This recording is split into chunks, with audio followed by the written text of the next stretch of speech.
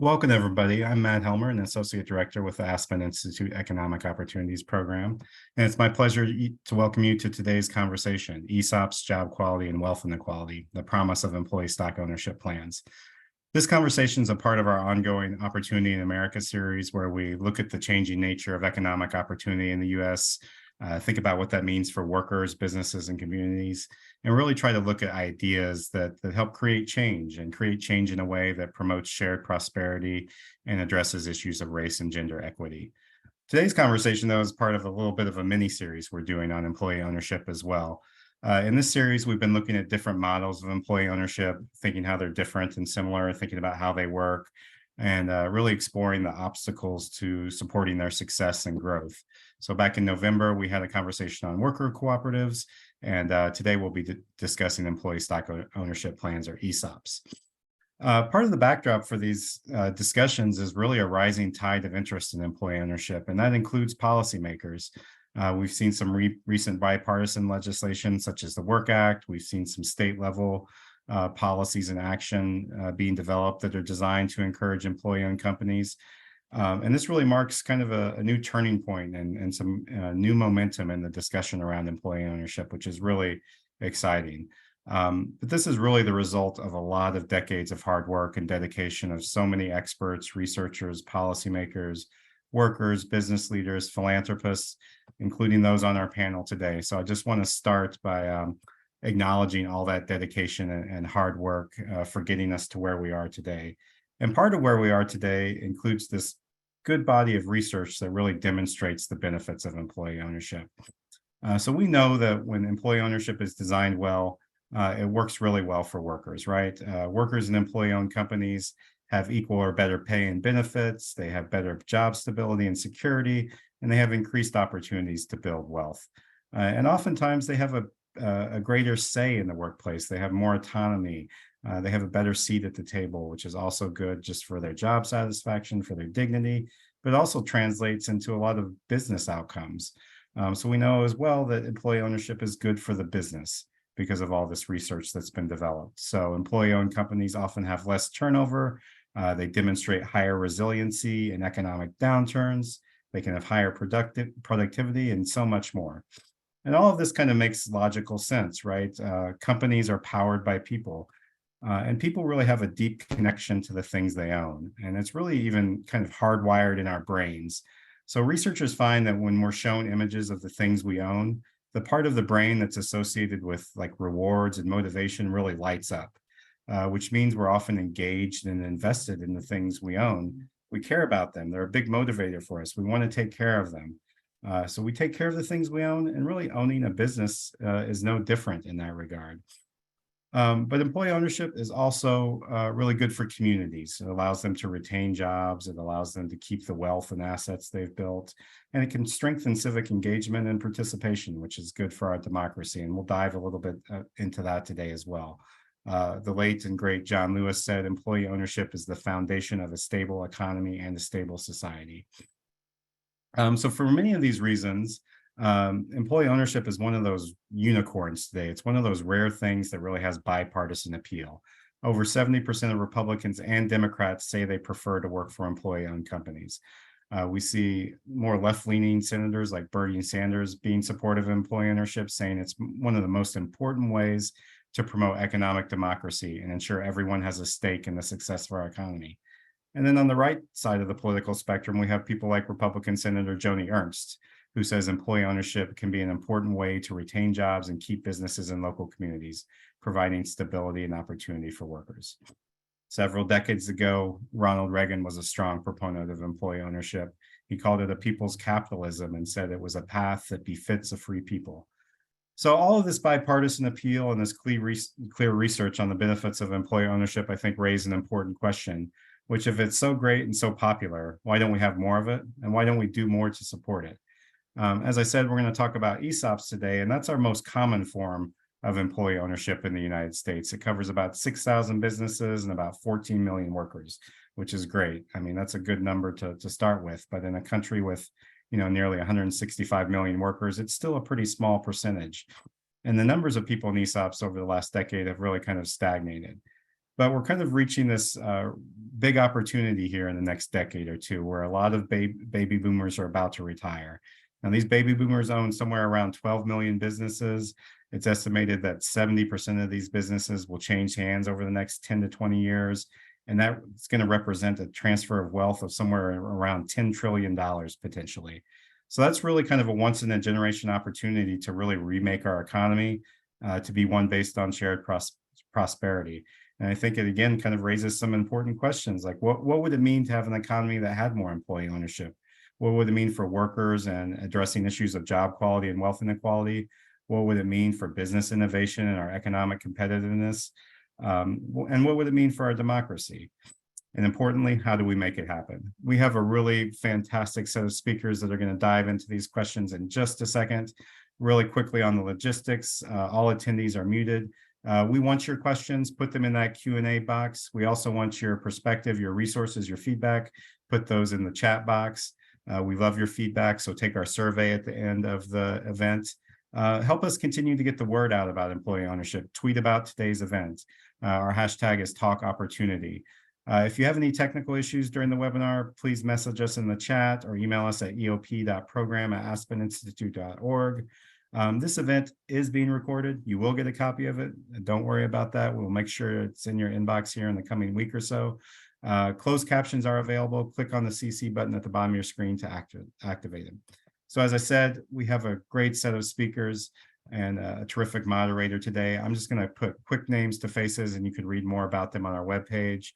We have Noel Montano, who's the Executive Director of ESCA, the Employee-Owned S Corporations of America. So glad to have Cindy Turcotte, who's the CEO and President of Gardner Supply Company, as well as the Chair of the Employee Ownership Foundation.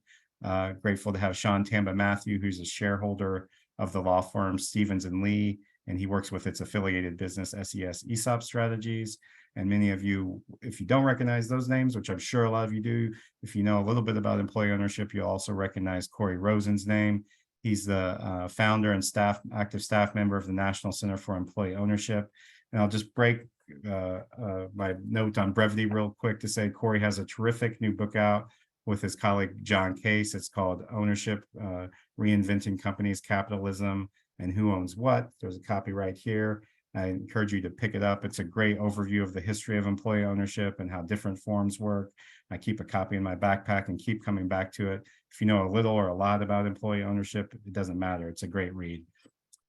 And then finally, I want to welcome our moderator here today, Tal Smith. He's an economics reporter at the New York Times on the business desk. He covers labor, macroeconomics, and financial markets. He's done a fantastic job writing about inflation recently, just really great stuff. Prior to this position, he commissioned and edited coverage of business, public policy, and culture as a staff editor for the Times Sunday Review and opinion sections. Tal, great to have you. I'm going to turn it over to you. Matt, thanks so much for the kind introduction. Hello, everyone. Happy Tuesday. And I just wanted to briefly also thank Maureen Conway and the rest of the Aspen team for having me. It's been a very fun journey digging deeper into ESOPs just as a reporter in the last week or so.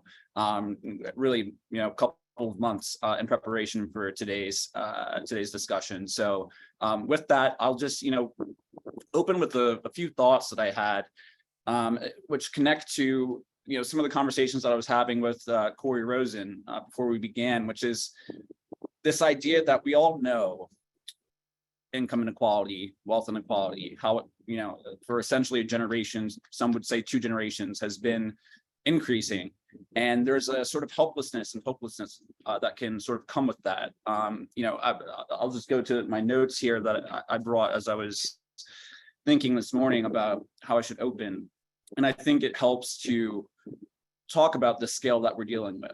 So in talking with Andrew Flowers, who's the chief economist at Appcast, which is a tech firm that aids companies with recruitment, I found that only twice in the last half century have rank and file workers experienced a sustained period of inflation-adjusted earnings growth above 2%. So average hourly earnings for non-supervisory workers, so workers that aren't bosses, have only been above 0% a few times on a three-year average basis since 1970. So there's a real challenge that we have in our economy in terms of thinking that, okay, we all go to work, we earn wages, we earn salaries, and yet if we're only able to grow those wages or those salaries at best a 2% clip per year. And yet we know that stock ownership and the wealth that folks have in real estate and the economy overall tends to grow at a much higher level. Then how is the average worker, the average person, in a literal sense, supposed to get ahead? Enter ESOPs, which amid this sort of sea of hopelessness and helplessness, really can offer, along with plenty of other reforms, but in a very distinct way, offer some hope. The sense that employee ownership can be a key to rewarding workers for their work throughout their life, and letting them share in our prosperity. So with that, I want to turn to our conversation because I'm not the star of the show. The guests that we have here today for our conversation are. So Matt, thanks for the introduction to get us started. And I just want to jump right in and start with you, Corey, since I mentioned you in the introduction and we talked a bit before, this conversation really got kicked off. Just give us a ground level entry into what ESOPs are. Obviously, a lot of the folks that are here today watching and joining us probably have a decent idea, but there might be others that don't. So that might be helpful. And then, maybe pivot if you can to your own personal experience with ESOPs, which, you may have had the most personal experience with ESOPs of anybody in this country. And I think everybody here with us today would benefit from hearing a little bit about that personal history. So I hand it over to you, Corey. Thank you very much. So ESOPs are technically part of retirement plan law. So the same law that governs pension plans and 401k plans and the like. And what ESOPs do is they provide a way for a company to use pre-tax or tax deductible, said another way, pre-tax money to transfer ownership from the current owners to the employees. So people often get confused about that thing. Well, employee ownership, the employees have to buy the shares. No, not in an ESOP. They never, ever buy the shares. What happens is the company funds this trust, uses tax-deductible money to do it. The trust buys shares from the sellers, and then those shares get allocated to everybody who works there on an equitable basis. They earn it over time. And when they leave the company, they get the value of those shares. If a seller wants to sell quickly, the company is able to borrow money, take those funds, reloan it to the ESOP, and the ESOP now buys a big chunk, and often these days 100% of the company. So from a just mechanical standpoint, it made employee ownership practical. The second thing that is really distinctive about ESOPs is Congress loves them. Republicans and Democrats, it doesn't matter. There has never been, of the 17 bills that have passed to encourage ESOPs, not one has had opposition from anybody. This is amazing. And Congress has said a number of things. One is the money is tax deductible. The second is that if you sell to an ESOP, and you're a C corporation or become one, and you reinvest that money in stocks and bonds of other companies, you can defer tax. You can't do that any other way. And third, if you become or you are an S corporation and you're 100% employee owned, you don't pay any taxes at all. That's a pretty amazing thing. And all these things Congress said we want to happen for ESOPs. I got interested in this long ago, 1978 to be precise, for precisely the reason you were saying, Tal, that I read this article about employee ownership, and I'd been thinking about this problem, which was starting then, that people's economic security depended on more than just their wages. And I read a book a little later by Louis Kelso called The Capitalist Manifesto, which had been a bestseller in the 1950s. And he said, as we go through the next decades, returns to income will stagnate, returns to capital will soar. That combination had never happened before. Everybody thought he was crazy. But of course, he turned out to be prescient. And he said, if we're going to create an equitable, effective economy, one that will allow capitalism to sustain itself, in fact, we need to provide a way that people can become owners without having to pay for it out of those ever stagnating wages that they can't do. And he came up with this idea of ESOPs as a way to do it. So I thought that was really fascinating and decided, wow, here's an idea that I think will work. We didn't know then, it's too early. I think will work. I think will make work more dignified for people, more rewarding for people, and that is politically feasible. There isn't much out there that hits that intersection. So I decided this is what I'm going to do. And I've been doing it ever since. Well, thank you for that. And, one of the questions that, as Matt hinted at in the intro that comes to mind is, well, if these things are so great, if Corey, who was, fundamental in creating ESOPs, is so smart, along with, the gals and guys that helped him, push ESOPs forward, then why aren't these things more popular? Instead of 14 million, why isn't it 40 million? And it's actually also true that many folks don't even know of ESOPs that are out there. Luckily today we do have the leader of an ESOP, Cindy, the CEO of Gardner Supply, and hello again, Cindy. And if you could, for the audience and for the rest of us, talk about your own personal journey, which I think is really interesting because you're a part of a company that did not start out as an ESOP. So while weaving in your own personal experience, also give us a little bit about that internal corporate decision making, to the extent you were involved, about why it made business sense to become an ESOP. Yes, good afternoon, everyone. Gardner Supply, if you don't know who Gardner Supply is, we sell gardening supplies, home hard goods to the home gardener. Gardeners.com would be our website. And then we have 5 retail stores. So we're located in Burlington, Vermont as our headquarters. We do have locations in New Hampshire and Massachusetts. But when we started back in 1983, and I started in data entry. So I've had a long path to becoming the CEO. But in 1987, which was only 4 years in, when our founder looked at wanting to have shared ownership in our company, he learned about ESOPs, and we became an ESOP in 1987. We only had 30 employees at that time. The reason we did it was because he believed in the shared ownership, that we should be get value for the company that we're working for, that we'd be more productive, we'd be more invested, we'd be more interested in what we were doing and making that connection. But it's a very different than what you tend to see now, where people jump to that 100% write-off, or people are ready to sell and they want to go, the baby boomers are ready to go.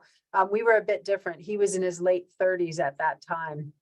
So we were really an early adopter in Vermont for sure, and in the country, I suppose, also. And so we did it not for any tax incentives. So we started at 0. And if we had money, we went to 1%, we went to 2%, and we just gave money as we could afford to. So it wasn't until 12 years later that we actually jumped to the 30%, which is the first time that there was a tax incentive for our founders. So we really did it over a longer path. And ultimately in 2009, it became our ownership succession when he retired, and we became 100% ESOP owned. And now we have about 250 employees. So I know there was a question in the chat. It goes from small to large, but the average ESOP is not huge. We're more in the average range now. Some are really large, but some are small. And so throughout that time, I really became the lead at Gardner Supply on employee ownership. I was really interested in our founder and how he was having a participatory work environment, that we were sharing financials. Ultimately, I became the CFO and head of HR and the COO. And all through that time is, how do we have the best communication and open book and participatory management practices that we could have? And that's really what I think opened the door to me being more involved at a national level. I would go to the ESOP Association conferences. I'd always meet with our legislators, which is what we were supposed to do, and do advocacy and talk about why employee ownership was important. And sooner or later, I got asked then to be more involved at the national level. So I became the president of the New England chapter of the ESOP Association. I became chair of the ESOP Association. And then after that, the chair of the Employee Ownership Foundation, which is the nonprofit arm of the ESOP Association. But I was also the founding chair of the Vermont Employee Ownership Center. And it was really all about how Gardner Supply had embraced this model and how we are doing everything we can to help everybody else be successful as an employee-owned company. And we're also doing it internationally. I was just, the foundation sponsored the International Symposium in Oxford. So this past September. So we're really trying to say, how do we get this model out there in many ways? How do we learn about what other people are doing and how do we help others? So for me, it's all about sharing what we've done, what we've learned, and that this model is a wealth equality model, which was really the important thing for us, was it was about wealth equality and having now, think about us this many years later, how much wealth is in all of the hands of our employee owners. So we think it's a really successful model and I want to see more of it. Yeah, thank you. And I guess the thing I keep coming back to, and you know, the example of Gardner's is just such a brilliant one because you are so obviously a successful business. But you know, one of the words you said that stuck with me just there, or terms that you said, was participatory management practices. And of course, that's, you know, extremely important. You know, I work in journalism. If you don't have participatory management, the whole operation cannot work. And that goes for plenty of enterprises. And yet it's also that sort of phrase, it's that sort of attitude that a certain set of business folks kind of recoil from. And that might be a cultural thing, it might be an ideological thing, you know, it's probably hard or maybe even impossible to pinpoint. But, you know, I want to bring in Sean here because, you know, Sean, you're an M&A lawyer. You know, a lot of what you do is having to both convince, deal with, and strategize about the bottom line, about, you know, how the dollars and cents add up. And we were speaking before we opened up to this broader group about the frustrations that you sometimes have, despite all your success in this space, of getting management teams, getting business leaders, getting CFOs to sort of see the light, to the extent there is light, of ESOP. So both in, please introduce yourself, give us a little bit of your background, and yeah, and then open up a little bit about, you know, those frustrations that can sometimes, you know, manifest as you do this work and try to show how there can be a symbiosis between, you know, margin expansion and overall business growth, and, you know, shared prosperity between management and employees. Yeah, sure thing. So Tal, thank you for moderating this discussion and having us all here. And so I'll tell you a little bit about sort of how I came to the employee ownership space. You know, obviously you don't grow up wanting to become an ESOP attorney. And so for me, it was really about fulfilling my passion of helping other people who were either less fortunate than me or who didn't have the same opportunities that I did, to help them get a leg up either through education opportunity or through economic opportunity. Just because of my own background, you know, I grew up in probably the poorest municipality in Ohio, one of the worst school districts, and got help along the way to really, you know, take advantage of opportunities that my friends and neighbors didn't have. And so, you know, going along the path of trying to figure out sort of what I wanted to do, you know, I dabbled in politics. That was not my jam, for lack of a better term. And sort of fell along the path I think a lot of professionals fall along, especially legal professionals, which is, hey, I'll work at a law firm for a couple of years, you know, pay down some student loan debt, and then transition into the nonprofit sector to work for, you know, one of a handful of organizations to help push the needle in terms of the impact that you want to see in society.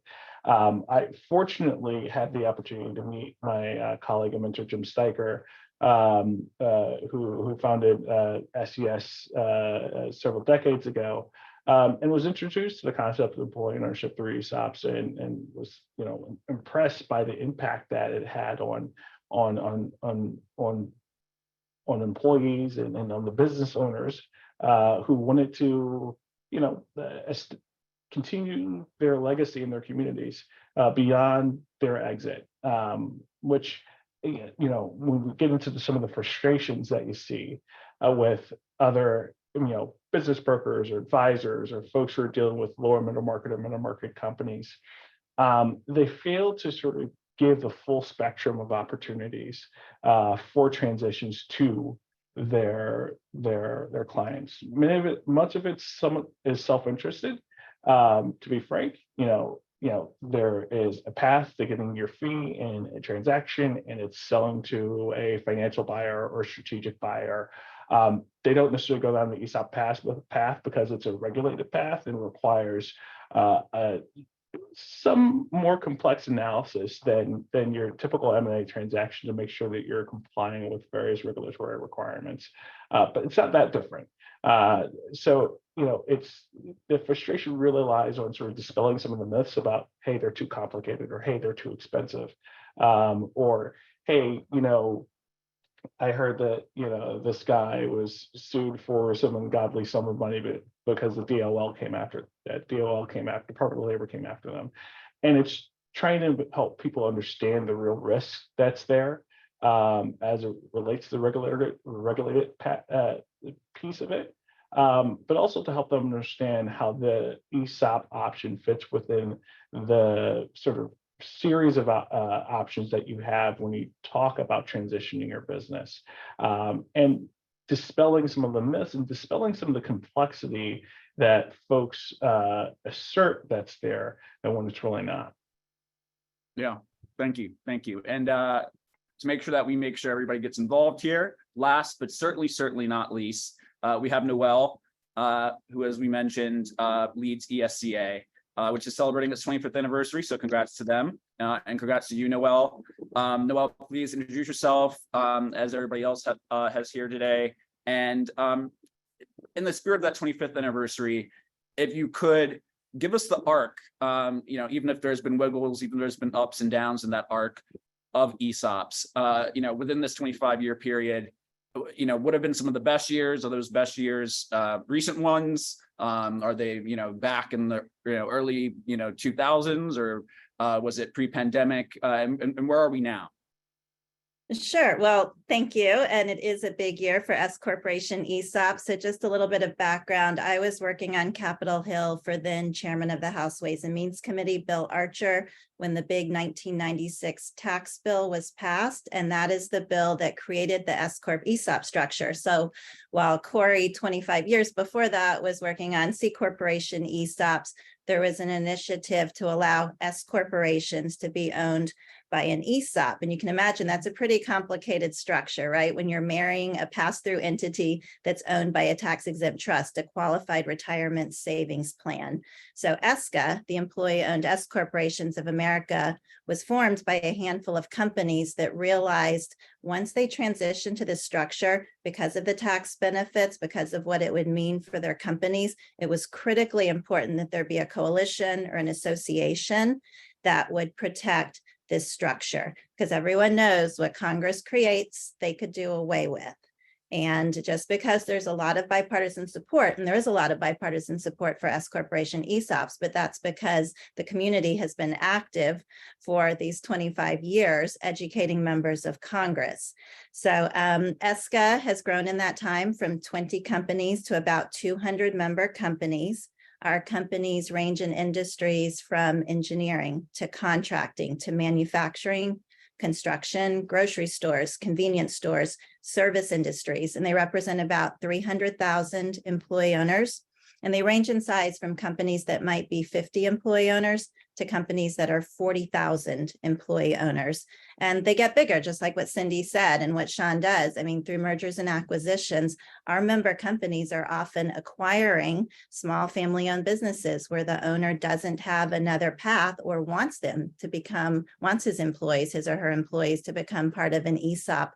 And we love that story of acquisitions. We had one of our member companies who had acquired a smaller company talked about one of their new employees had said, I used to work for a family-owned business and I never felt like family. And now I work for an employee-owned business and I feel like family. And that's what we do. That's what we're all about, is our advocacy on Capitol Hill to ensure that the ESOP structure is preserved and not negatively impacted by policy changes. And it's been really gratifying over these, I mean, you asked to assess the 25 years. I mean, in general, from my viewpoint, which is the congressional viewpoint, what's been going on in the policy world, there have been threats. There have been things that we have had to educate members of Congress and advocate on behalf of S Corporation ESOPs and say, hey, you didn't mean to mandate, because of Enron, that all employee-owned companies start diversifying out of employees owning stock in their companies. There needs to be an exception because S Corp ESOPs are something different. And so that's what we do. We're the eyes and ears and voice on Capitol Hill for S Corporation ESOPs, so that our member companies and all S Corporation ESOP companies can feel confident that they can be busy running their companies, growing their companies, hiring more employees, because we're looking out for things that could be negatively impact. And it's just really exciting and meaningful to be able to tell members of Congress, hey, what you did 25 years ago, even if they weren't in Congress, then they like to take credit for it. You know, this is working even better than you could have expected. Yeah, thank you. And you know, it's really interesting to wrestle with this idea of, and I think I used this term before, symbiosis, right? People tend to be very skeptical of the idea that something that can be an unalloyed good for a business in a certain situation could also be a win-win for you know, that set of employees. And so to stick with that and drive down a bit here, you know, right, I've been reporting for 18 months now at the very tense intersection of rising pay for workers and rising input costs for businesses, right? And we know that, you know, we had a plague and a war in Europe, both of which have not happened in quite some time. And that is, you know, that's certainly a source of non-labor input costs.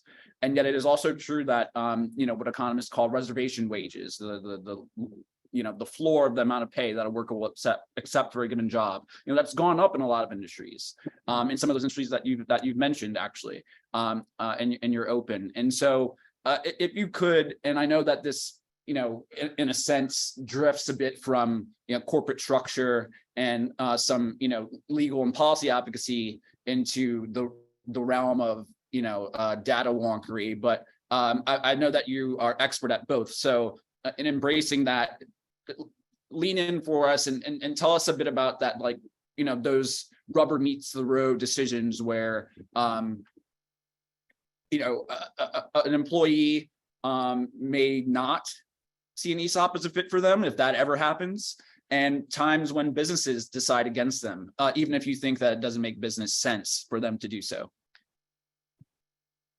Well, yeah, we work with a lot of experts. We work with NCEO, Corey's organization, and look at a lot of economic data all the time. And it was actually back in 2016 that Jared Bernstein, who now chairs the Council of Economic Advisors for President Biden, he looked at what ESOPs can do for a company, and particularly like on the wage issue that you mentioned. We wanted to find out if ESOP companies were paying lower wages, and if they were able to because of the benefit, could they still attract workers because of this ESOP benefit that they were providing? And what we found, and still found in studies that came after 2016, that ESOPs are very impactful on reducing wealth inequality, because in addition to this incredible benefit, this retirement security and savings benefit you're getting from the ESOP, wages are just as good at ESOP companies. And I think that speaks to the commitment that business owners have to their workforce. And that, I mean, we could talk all day with this panel about that, from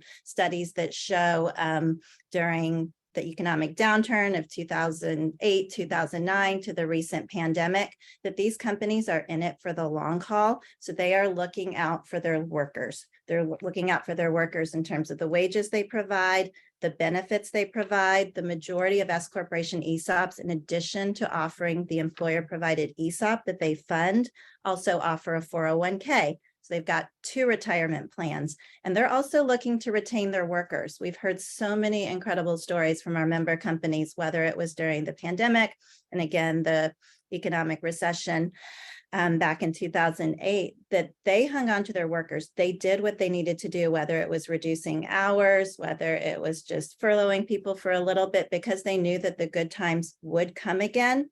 And their workers and their workforce were the most important things to maintaining the stability of that company. So it's great that, I mean, from ESCA's perspective, not only do we have data that supports that, but being able to share just the anecdotes and what we hear from our member companies. And I mean, most of these companies with the industries that I mentioned, they were essential businesses. So during the pandemic, they were still out, building the bridges, the roads, working in the hospitals. They were workers that did not have the luxury of working from home.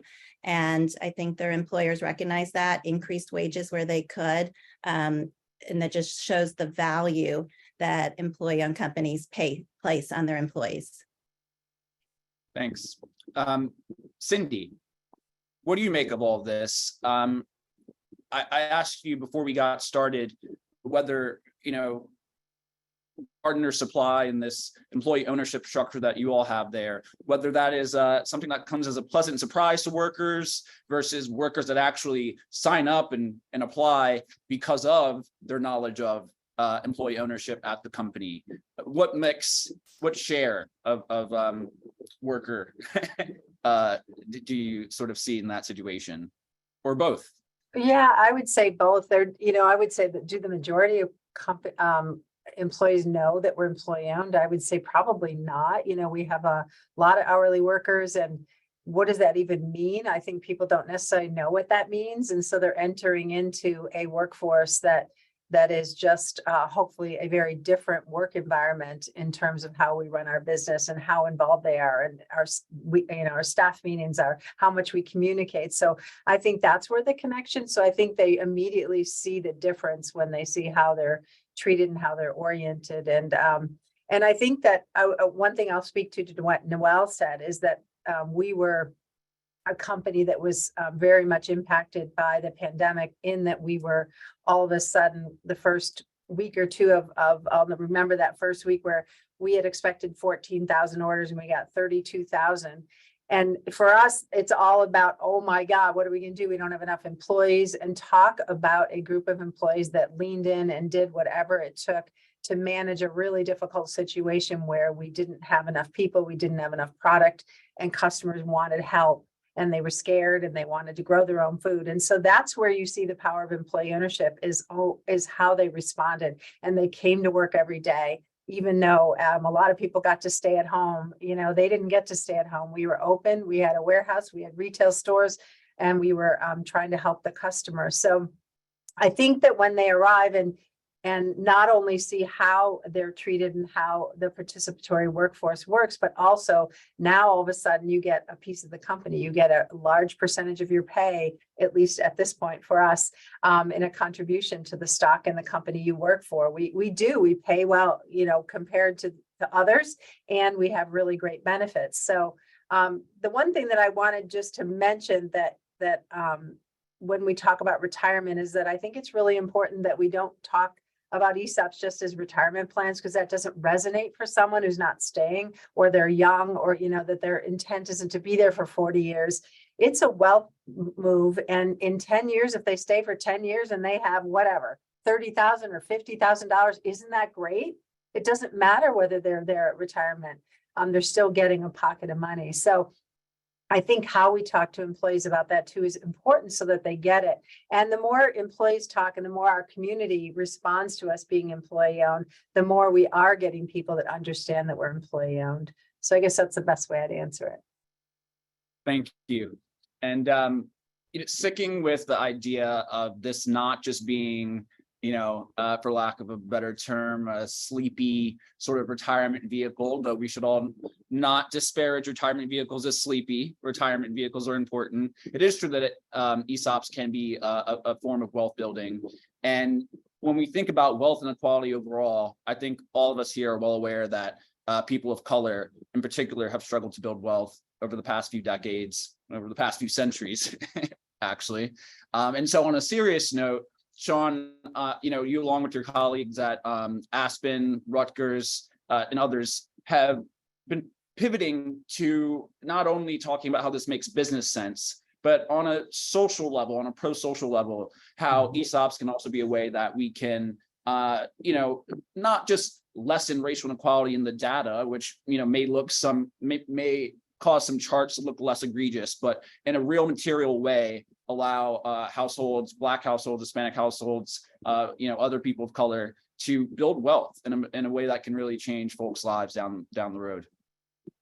Yeah, no, I think ESOPs especially can do this in two ways. One is in terms of preserving the wealth that minority business owners have helped to create with their companies over the years, especially for those businesses that are certified as minority-owned businesses.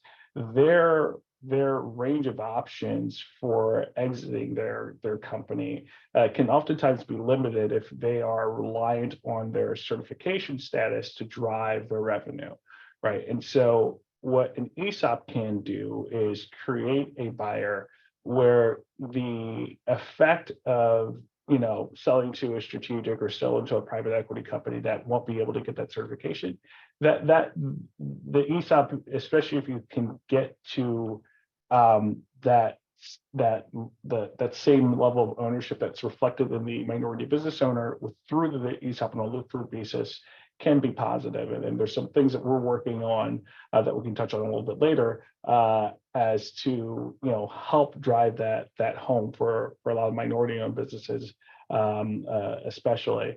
The other piece of this is the one that speaks to me even more, is the fact that when you create employee ownership opportunities for people of color, you do have the ability to really significantly reduce the racial wealth gap. And there's this great report that the Aspen Institute, along with Rutgers University and its Institute for Employee Ownership and Profit Sharing, and the Democracy at Work Institute pulled together, I think it was a couple of years ago now, that shows that summarizes a lot of the research that's gone on over the last several years as it relates to how employee ownership can address the racial wealth gap. For instance, employee owners of color have 30% higher wages than non-employee owners of color, or seeing that employee ownership does significantly reduce the racial wealth gap. I think that the trouble that maybe policymakers and others might find is how do you bring this to scale? How do you bring this solution to people of color who are employees who don't have their own businesses? Targeting the minority business owners, that's one great way. But the question is, how do we target employees in companies that are have significant minority populations? And so we've been fortunate to work with at our firm a group called Apis Heritage Capital Partners.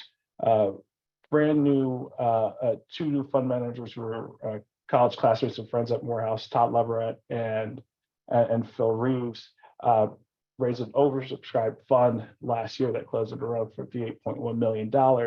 And what they're doing is targeting companies that have significant minority workforces. And so they've had two investments so far. One is a landscape contractor out in El Paso, Texas. The other is a plumbing company out in Denver. Both companies have workforces that are, in excess of 90% Latin American. The contractor in Texas has increased the number of employees since the business transitioned to 100% ESOP ownership through the financing provided by A&H, and they're facilitating it. And what they've done is create this new wealth opportunity.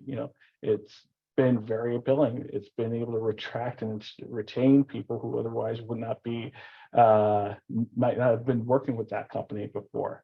And so they're dealing with the issue at the core, targeting these businesses, both of which were Caucasian owned beforehand, now they're minority owned businesses, both with minority leadership now in place that can help build wealth in their communities for people of color. So that's one sort of example of sort of how we can get this moved forward and across the country. Yeah. So we've all said a bunch of very nice things about ESOPs, including me so far. And I just want to take a moment to sort of stress test, right? This idea, this movement, this corporate structure. There are times where I've done some research and, they do come across these ESOPs as, awfully squeaky clean. And yet, there has been some tension under the surface for certain companies. For example, Publix, which is, not a 100% ESOP as far as I can remember, based on a little bit of reporting I did, but it is a large share of the company is technically employee owned. And yet Publix has been receiving a lot of backlash from employees recently for having median employee salaries that are below $25,000 and a CEO to median pay ratio of over 140 to 1. And the Tampa Bay Times, as I was able to read it, notes that part of that median salary being so low is because that it includes some part-time and seasonal workers. And yet, nevertheless, it shows that it seems, employee ownership, ESOPs themselves are not necessarily a silver bullet for society at large, much less, finding ways for capital management and labor to live in some level of harmony. So if I can turn back to you, Corey, what am I getting wrong if I'm getting something wrong there about, maybe the ability for employee ownership to be a salve or, give cover for businesses that otherwise are still operating in a way that, some folks, particularly progressive folks, might not consider progressive. And what are the ways that you see pushback that is, fair, and then the sort of pushback that actually is just a form of misunderstanding? Yeah. So I think part of the problem is, particularly amongst progressives, is, and I'm one of those, but part of the problem is sort of lading ESOPs with expectations about every social goal that you have. They need to be democracies. They need to, pay everybody extraordinarily well. They need to contribute to liberal causes, by, on and on and on. And that's not fair. That's not an expectation that's reasonable of companies. You look at a company like Publix, and I don't know, but I assume that they're like most other grocery chains, and pay is not very good in the grocery industry generally. So I'm not surprised that their pay is at that level. On the other hand, Publix consistently is rated in one of the best 100 companies to work for, which is based on surveys of employees saying it's one of the best 100 companies to work for. And employees who've been there for a while have accumulated tremendous amounts of wealth. So is it perfect in someone's definition of perfect? Well, lots of companies aren't going to meet those criteria. And one of the common things that you see, for instance, asked about ESOPs is, well, why aren't they more democratic? Why don't employees sit on boards and make decisions? What we found in our research is that that's something that progressives think is important, but employees don't. And that doesn't actually turn out to make any difference when you do it and how well a company performs. We surveyed employees, thousands of employees, to see what mattered to them about being an employee owner. And being on the board of directors or voting your shares was not one of them. What did matter to them a lot was, how much influence do I have in the way that my job is done every day? Can I suggest ideas on new marketing ideas, on new products, on different processes? And will somebody listen to that? And it turns out that the companies who do that have more satisfied employees, have longer retention, and make a whole lot more money. So it's really a win-win situation to do that. And that's where employee ownership companies, I think, have really excelled. If you go to our conference, for instance, you're going to see panel after panel about how we get employees involved in making decisions at the work level and how impactful that is. I wrote a book called Beyond Engagement, and the first sentence says, it's simple. The best companies are the ones that generate the most ideas from the most people about the most things. And think about that. If you're a company And you can generate the way that, for instance, Hypertherm in New Hampshire does 2 usable ideas per employee per year. You're going to be a whole lot better company. And that's really what we need to expect from ESOP companies. Not every company does it, but they're much more likely to do it than other companies. So are ESOPs perfect by whatever definition you want to use? No, but they're sure a whole lot better than the alternative. Sure. And there's certainly a fair argument for it. And, you know, I think there are parallels that you've been thinking about as well of, you know, it's a good thing, it seems, that, you know, we have so much bipartisan energy, or if not energy, just sort of latent support for ESOPs. You talked about the track record in Congress being remarkable. You know, it certainly doesn't fit the narrative of gridlock that has dominated so many other issues. And yet, I wonder if, you know, and I'll ask this of you and then ask this of some other panelists, whether you ever fear that if you become too successful in your sort of, you know, evangelizing of ESOPs, that somehow, like, you know, everything, right, like mask just did and like vaccines just did, it gets politicized and, you know, therefore loses a base of support. So I'll start with you, but I'll be sure to ask, you know, others about their take. But do you ever fear that you actually might lose in victory? No, never. I would be delighted if we got to that point. No, I'm not worried about that one at all. No matter what forum you're asking it in, whether it's the Senate or House or state legislatures or the various opinion polls or polls about from companies that they would prefer to buy from other companies that are employee-owned, no matter what group you're asking, employee ownership is viewed in a remarkably positive light. So more is better. And one of the things that might accomplish is more political critical mass. And we have a long way to go to get there. So no, I'm not worried about that. I'm worried about not enough people doing it, because this is really the right solution for thousands of businesses covering millions of employees. And Sean was absolutely right on when he said that the main reason you don't see more of it is not that they don't work. It's that when people go to their business advisors and they say, I'm thinking about business transition, what do I do? They are not likely to hear, oh, you should think about an ESOP. And as Sean also said, that's often because it's not in their interest to sell an ESOP to them. They'd rather do something they know how to do that'll make them a lot more money. That's a big hill to climb. And we're hoping some of the recent legislation that encourages outreach on ESOPs from various state and federal levels will be helpful in doing that.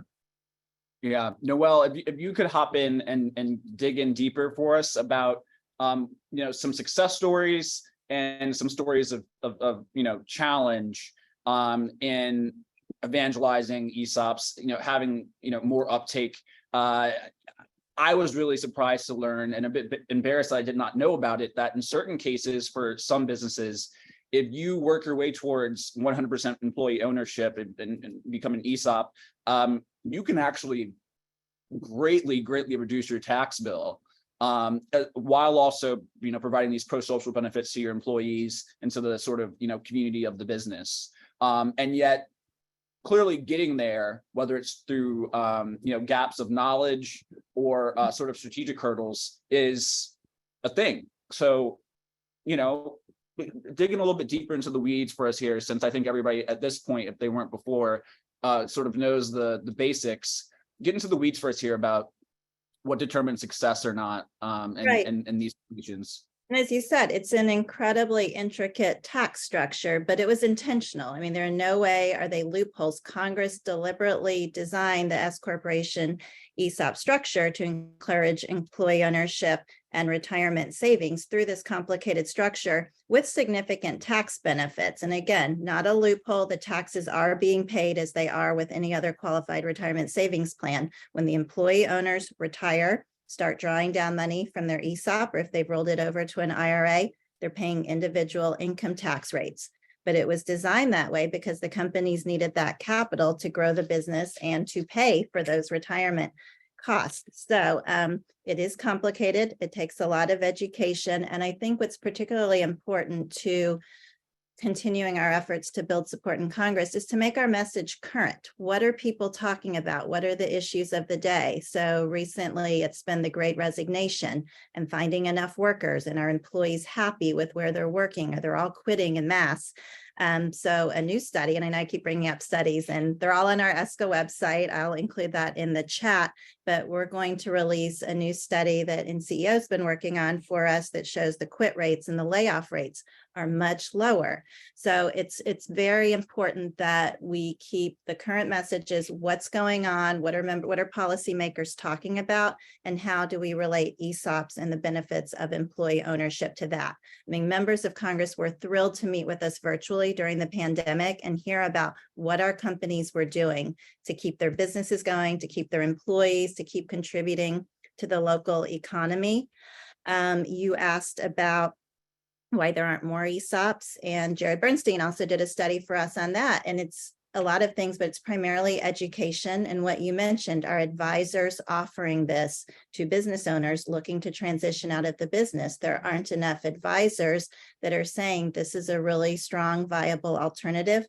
Plus, it's hard, it's expensive. It's not the easiest way for a business owner that just wants to cash in. It takes a very committed business owner to go through this complicated transaction to start selling shares to the ESOP.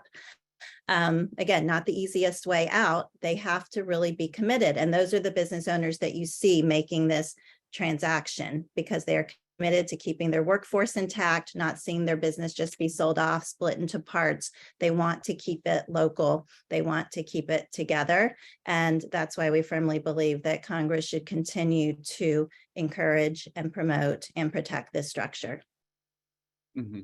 Cindy, as our on the ground ESOP correspondent here, have you seen the hopes that Noel speaks about here? The lower quits rates, lower layoff rates. I mean, one of the things that I've been doing in my work, is really asking, okay, much of business, much of economics is about trade-offs, and I've been trying to push my colleagues, my econ Twitter, just my general world to think a bit harder about, okay, well, what's a presumed trade-off, and what is a trade-off that we, whether it's macro, micro, and financial markets, otherwise, what's a trade-off that maybe we just presume is there and see is inevitable, but actually we just never stress tested whether a more challenging but ultimately rewarding dynamic is possible. We've just seen that.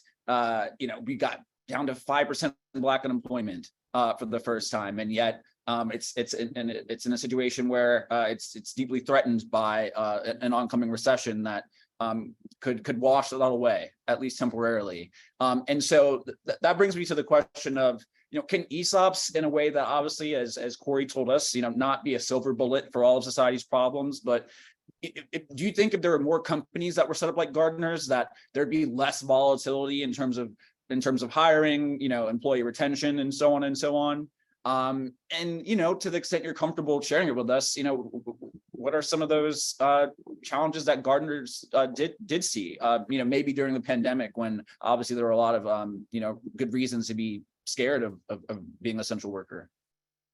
Well, that would be true for any company. So as an employee-owned company, the major risk you have to think about is that you are buying yourself out all the time. You have to have the funds to be able to over time pay for yourself. The employees are not contributing their own money to be employee-owned. The company is contributing the money. So you have a case where your stock price goes up a lot because you've done well. Now the amount you owe to the terminated participants that are leaving for whatever, retiring, diversifying, whatever, you have to have a constant cash flow to be able to keep the system rolling. And so that is an important piece for people to understand as they think about it. So that would be one of the challenges that you have to think about as you become a more mature ESOP. Now that's just the way it works. You have to be prepared, and you have the tax incentives of not paying tax, federal tax, and that's what can help fund this methodology that's been created and to keep the whole system moving. And but that's all about planning, and it's about understanding what it means, and it's about thinking out 15 or 20 years, what does it look like, so that we can keep our businesses rolling infinitely, and not having to sell because we haven't thought through all of the issues. So that is just an important piece. And I'll just add one more piece then in terms of opportunities that we talked about, is that we now have the opportunity, and having been one of the more successful state centers over the time with the Vermont Employee Ownership Center, we have a huge opportunity with the Work Act bill that just went out for money that's going to come into the states to be able to help them, $50 million to help boots on the ground, help companies know about employee ownership. That's what we need, is we need more people to be talking about it, and we need boots on the ground helping companies know how to work through the challenges of thinking about an ESOP and even understanding, and who should they go and meet with, what are the ESOP lawyers, all of that sort of thing. So there's that piece too that really is a big opportunity for us to have more employee ownership. Thanks, Cindy. Sean, I want to turn back to you as we kind of round the bend here. Going back to the sort of financing space, right? Obviously, financial conditions can tighten or loosen in any given year. Sorry about the folks doing yard work, folks. Hopefully you can still hear me okay. So that means I should kick it to you even sooner, Sean. As we look at the lending environment right now, but sort of zoom out and imagine, credit that, will eventually loosen to more accommodative, a more accommodative environment sooner rather than later. Do you think that the ESOP space will continue to be not dominated, but have a large share of investors be sort of impact investors, sort of social-minded investors? And what opportunities do you think there might actually be for sort of more traditional private equity investors and sort of larger scale, even institutional investors to get involved in the ESOP game? What would need to happen to accelerate that? Yeah, so I think that we're in a really interesting time as it relates to private capital funds that are coming to bear to take a lot of the dry powder that's out there and to deploy them in ESOP transitions. So as I mentioned, Apis and Heritage Capital Partners, they just had their fund that was driven a lot by your traditional sort of impact investors, folks like Skoll, Rockefeller, and whatnot, that really, help, and Robert Wood Johnson, that really helped to, fund their fund. I think for folks like Apis and Heritage, like the Toronto Group, which is another group that we've worked with, that's raising a fund. You've got other folks like Social Capital Partners out in Canada that's actually, I think, driven a lot by the Canadian pension plan. So you got all these sort of new funds that are coming online that are, sort of creating the test case for why employee ownership transitions are essentially an investment class that institutional and other investors should look to invest in to get, competitive, and many times market rate returns to help finance and facilitate ESOP transitions. I think you're also seeing, stuff on the policy side, and there's a lot of discussion about hopefully new legislation that will come out that will help loosen up SBIC funding, and to have it done in a way that obviously, protects, ESOPs as what they are, which are, a retirement plan for the employees, but a corporate finance technique that companies can use in a sustainable way to help facilitate more employee ownership transitions across the board. So I think that there's a lot of optimism out there as it relates to, these sort of new capital providers that are looking to make employee ownership investments throughout the country. Thanks, Sean. So Corey, we have a great question, I think, that you just engaged with actually in the chat, and I want to say it out loud for the rest of everybody. But before I get to the question there and sort of a broader Q&A as we wrap up, I want to expand upon something that Sean got out there, which is, finding ways to attract capital, right? We do not live in a, command and control economy. We live in a market economy, a market society. And it's been interesting that there's sort of been a bipartisan, if not rallying towards that idea, and acceptance of it just as the world that we live in, the water that we swim in, right? I mean, for years and years, climate advocates focused on a sticks approach rather than a carrots approach to climate change. We saw with the IRA that carrots absolutely went out. Of course, that made, some folks uncomfortable that there weren't enough strings attached to some of the funding to encourage and attract capital and subsidize it in some cases. And yet that is a route that people, in Congress took. What sort of funding, what sort of, subsidy, as well as education, which we've all talked about here, might be helpful at a federal level, which, really has a sort of bazooka that could change the environment. States do what they can, but obviously the federal government's the biggest game in town. What are folks in Congress doing or not doing? What are folks maybe even in Treasury, the Commerce Department doing or not doing to help here, the case of ESOPs? There is a new program through the State Small Business Credit Initiative, which may be helpful to some ESOPs in some situations. I think it's a relatively limited value, though.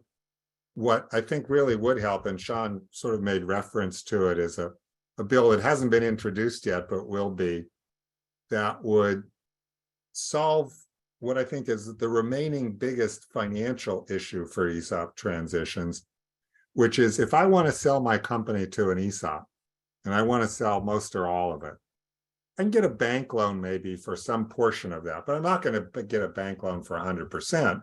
So the rest I finance through what's called a seller note. I'm going to take money over time with interest.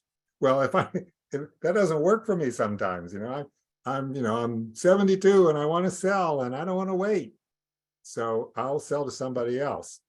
So what this would do is it would provide the same kind of federal funding that's available for all sorts of other development projects and research projects and so on, that would say, if you will, sorry about that, if you will provide us, if the government will create these employee business investment corporations that will guarantee some portion of that loan. And that would make the bank loan more than they otherwise would. So I think that's a really critical piece, that if we can get that to happen, you're going to see a lot more ESOPs happen. So watch for that at the Employee Ownership Investment Act, and we hope we'll see the light of day pretty soon. All right. So moving on to some questions to dig a bit further, and before we wrap up, sort of see what things may look like going forward. For Cindy, what risks and opportunities do you see with private equity becoming more involved in employee ownership? Obviously, for some, private equity is just a scary word unto itself. Yeah, the concern is that, certainly it's gotten more news about it. And so that's a good thing about employee ownership. But they are bringing the money in, and so 1% of the company is employee owned. But I believe, my understanding is that the goal is then you're going to sell it, and those people will make money that were there for that segment of time. But then if the company is not going to stay an employee owned company in the long term, that doesn't help any future employees. So I have a concern about it being a one and done, that that group, and including the private money, is going to make money when it sells, and that's that. Corey, do you agree with that? That's absolutely right. And the employees are only getting about 5% of the company. And, it's getting a lot of publicity what they're doing. And some other company of the same size becomes 100% employee owned, and it's nah. So it's not man bites dog the way that the private equity is. It's great what they're doing, but it's a shadow of what ESOPs are doing. Right. I think And it's not long term for employee ownership. Sean, can you talk about issues of issues around federal contracting with ESOPs, the preferences and challenges around it? Like we said, the government's the biggest game in town. How does federal contracting fold into this issue? Yeah, so as it stands now, if you're certified as a woman-owned business or veteran-owned business or minority-owned business for federal contracting purposes, and you sell to an ESOP, you are not going to be able to continue that certification going forward because that would require a change in federal law. One thing though, in that space on the state level, because a lot of state contracting organizations or state governments not only rely on the federal contracting certification, but they also rely on private certification organizations. And those private certification organizations also serve as a vehicle for major corporations. So I sit here in Philadelphia, you're thinking of your Comcast of the world and whatnot. They rely on the private certification organizations to drive supplier diversity. Those private certification organizations have very different viewpoint from the federal government. They're very much open to that. So with respect to WeBank, for instance, they have issued sort of requirements and regulations as to how you certify a woman-owned business by looking through to the ESOP. I want to thank Corey and Tim Garbansky, his client, or not his client, but his colleague over at NCEO, who recently helped our team and a client of ours who's actually going through an application / proposal process with the National Minority Supplier Development Council to help create and craft those guidelines for minority-owned businesses for a company that we're looking to get certified here. And the reception there, I'm actually speaking at an NMSDC local affiliate conference later this week. The reception there is very positive because of the two issues that you addressed, right? You addressed the issues with the minority business owners, and you addressed the issues with or the opportunity for the sort of people of color who are working for these companies going forward. And so that creates hopefully a groundswell of support that can help drive and push federal legislation down the road, and also helps people qualify for potential state contracts that are out there for that may be out there for ESOP-owned companies that are either diverse or woman-owned and whatnot. Thanks, Sean. I think about this conversation we've had, and it's been really great. I've already learned a lot. Thank you all. And I see a through line, maybe because I inserted it in part, of sort of parallels to the need to quickly, with urgency, find ways to solve a really big problem, right? In this case, finding fair ways for employees, for workers, most of us are workers, not bosses, to build wealth in a way that still makes sense within a market system. The IRA, as I've mentioned, a couple minutes ago, is trying to do that through a robust, carrots heavy in the carrots and sticks paradigm approach. And it seems like many of the ideas that have come across throughout this conversation are in that carrots department. Corey, you're sort of the godfather in some sense of this issue. To the extent there are any parallels to the fight to ramp up for climate change adaptation, et cetera. A lot of those goals are spoken of in like 10-year sort of increments. So let's imagine it's 2033. If we were able to go all in on ESOPs as an economy, what would that hopeful scenario look like where you see substantial success? We've tried to model this, and I think it's reasonable that you could double the number of employee owners over another 10 to 15 years. Well, with that, is there anybody else that had a closing remark or idea or something that we left out? All right. Well, with that, thank you all. And I want to, toss it back over to Matt, who opened up for us to give some closing remarks. And once again, thank you to Aspen for having me. Thank all of you for joining me. And, hopefully I see all of you, if not virtually, in person again sometime soon. Oh, thanks so much. Great job. And thanks to Cindy, Corey, Noel, and Sean. Great conversation. We could have went on for a lot longer time, but we'll have to have you back again. Please stay tuned for more information on our next event coming up on May 10th. That's a book talk with Zainab Tan on her latest book, The Case for Good Jobs, How Companies Bring Dignity, Pay, and Meaning to Everyone's Work. And stay tuned as well for an exciting announcement we're about to make here in the next week or so about some more employee ownership panels that we'll be having in June. Thanks very much to Maureen Conway for her dedicated support and leadership on these conversations. To all my colleagues, Colleen, Amanda, Tony, Maxwell, Joyce, Merritt, Victoria, and Seaning. And huge thanks to Tony Mastria and Nora, who are really an irreplaceable part to making these events happen. Thanks so much to our audience for joining and sharing your questions and comments. Glad to see it was such an active conversation.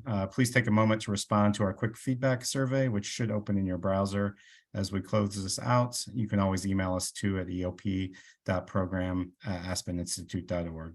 We'd love to hear your thoughts and comments. And again, thanks all for joining us. And thanks again to this wonderful panel and to Tal for moderating the conversation. Take care. Thank you. Thank you. Yeah.